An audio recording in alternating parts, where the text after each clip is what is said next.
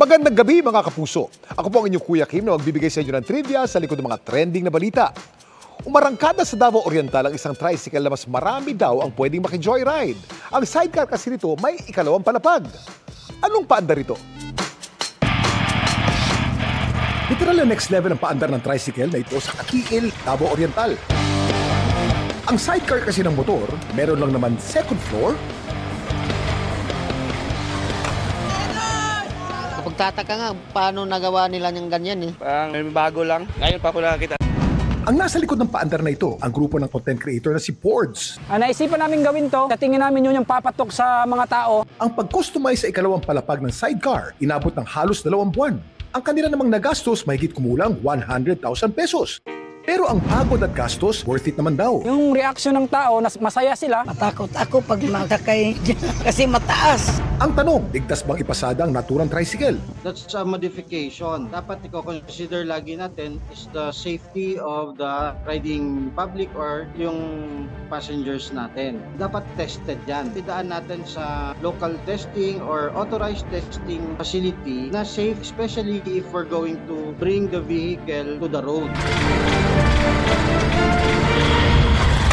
Hindi po yan pang mamasada. Ginagamit lang namin yung dalawang palapag for content purposes. Ikakat namin yan, gagawin na lang namin another tricycle. Kuya Kim, kailan ba na-invento ang mga tricycle? Kuya Kim, ano na? Kuya Kim, ano na?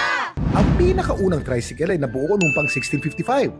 Isa itong self-propelled wheelchair na binuo para sa German watchmaker na si Stefan Farfler. Ang salitang tricycle naman ay unang ginamit ng isang French newspaper noong 1789 para ma-differentiate ang bisikleta sa naimbento noong three-wheel bicycle.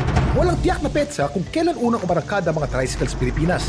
Pero may mga naniniwala na nagsimula sila magsulputan pagkatapos ng World War II. Maaring nagmula o hango ang mga tricycle sa Rikuo Type 97 military motorcycle na ginamit ng Imperial Japanese Army sa bansa noong 1940s.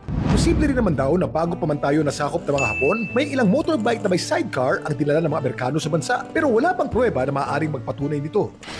Fast forward to 2024, meron ng iba't ibang klase at disenyo ng tricycle sa iba't ibang lugar sa bansa. Gaya na lamang ng isang ito sa Mindanao na ang sidecar nakatingala.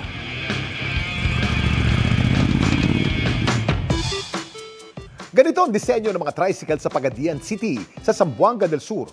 Ang sidecar nito para bang nakatingala. Kaya mga pasahero nakaliad kapag sumakay dito. Ang tawag dito, inclined tricycle. Kaya ganito raw ang disenyo nito para umayon sa matatarik na daan sa Pagadian. Samantala, para malaman ang trivia sa likod ng viral na balita, i-tweet o i-comment lang, #Kuya Kim, ano na? Laging tandaan, kimportante ang may alam. Ako po si Kuya Kim at sagot ko kayo, 24 oras.